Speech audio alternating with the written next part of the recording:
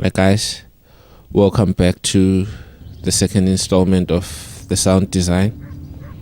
In the first part, we managed to do the background ambience, as you can hear and you can see from the clip. Our scene is now coming to life nicely.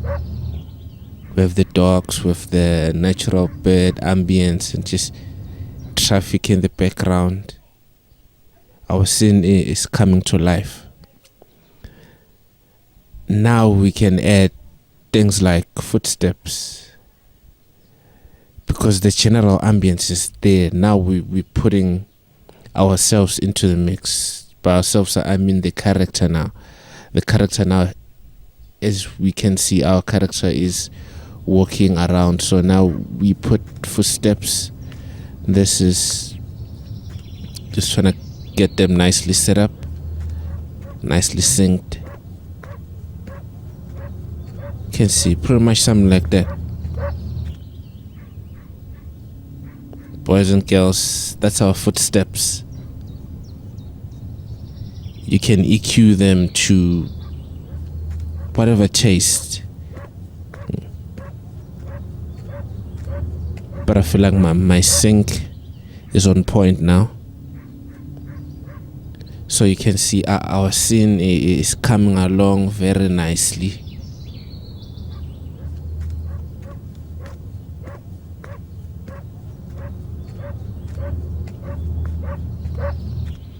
I'm now going to group, because that's another thing, that's another essential thing, grouping your tracks.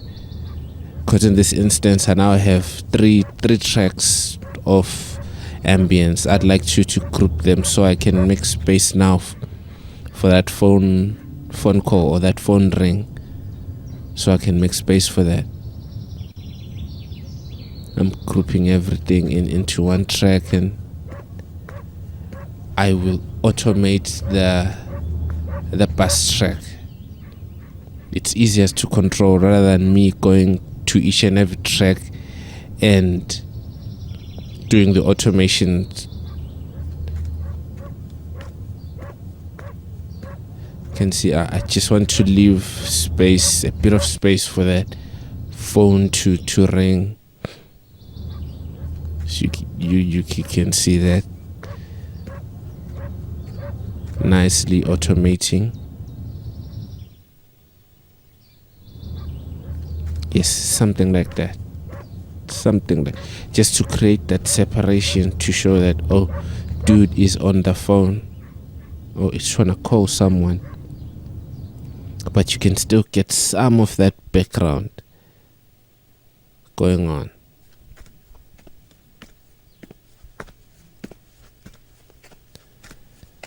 Just EQing my footsteps, as you know, me and my EQ. EQ is everything. That's what I've come to learn. EQ is everything. Yes, after all of this is said and done, my EQs are done, I'll have to export everything and then do a mix on it. Just mix it. But now this is not really the mix stage. This is the basics. I'm just doing the sound design, how things should sit, how things should sound like. This is what I'm basically about now.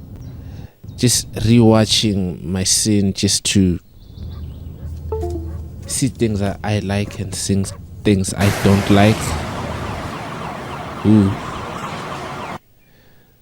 Ooh, that's not what we're looking for.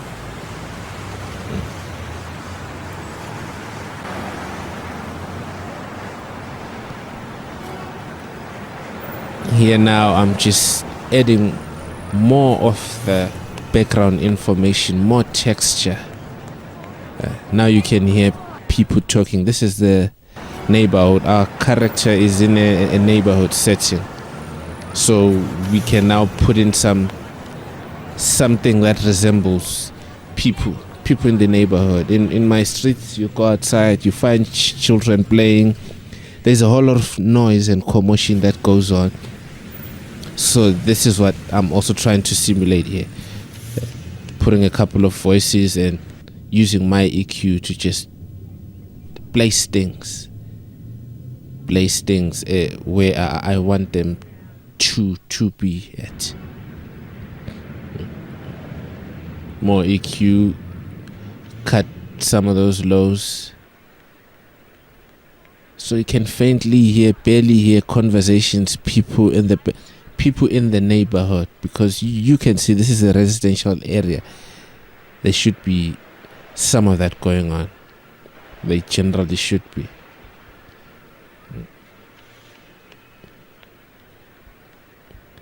And now to my automation, because automation does the trick. It gives you that control. Where do you want things? Where do I want things? Right now, I don't want some of that when it starts. I just want to create the illusion. That's what we're doing when we're doing sound design. We create the illusion that everything is there for the listener. The rest, the listener's brain will add on. Know what I mean? It will just, our brains love patterns. So if you're giving them something similar to that, it will just fill in the blanks. Just automating my suburban human noise. It's just more information. With sound design, the more layers you add, the better your design sounds. The more layers you add, the better your design sounds, because you are giving the listener more details to work with. That's all I'm doing, giving the listener more details to work with. At the same time, bringing my scene to life, because the more things there is, now you can hear there's dogs, there's people conversating, there's birds, there is just general ambience, residential ambience. You can just play it over and over, just try and get some things right and improve some stuff. So I'm just going to put some more information, background information. This is music. It's a residential area. Someone is likely to be playing music, or music that's coming from inside our character's house. Again, I'll go back to my EQ to just place the music so you can barely notice it, but you can hear that it's there.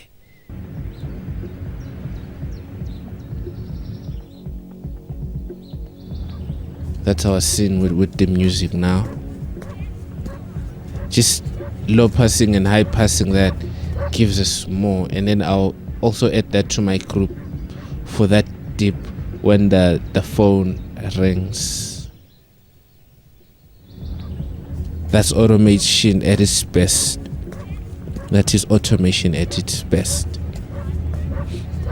So now we can basically see our scene is live now. It's alive.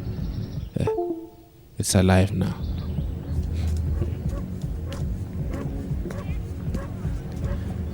Going to automate my music,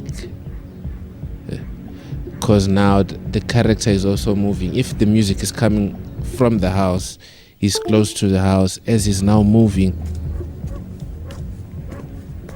kind of get that. He's now moving to the front, where he's likely going to meet that the whole community, the whole neighborhood. That's the whole idea.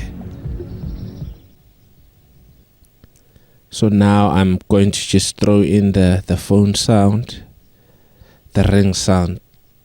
I could put conversation and all of that, but for the purposes of this tutorial, I'll just put a ringing phone, so you can hear, because this is just for educational purposes for you at home.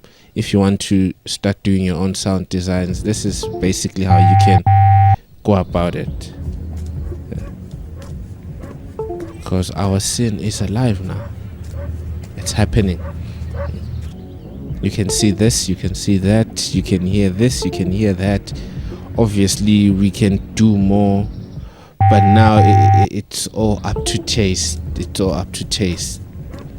This is me just sitting alone, just doing my thing. But now if you're doing it in a professional space, you now need the opinions of the producer, of the directors, and all of that as a sound designer. But boys and girls, this is basically how you'd go about doing a sound design for a short movie.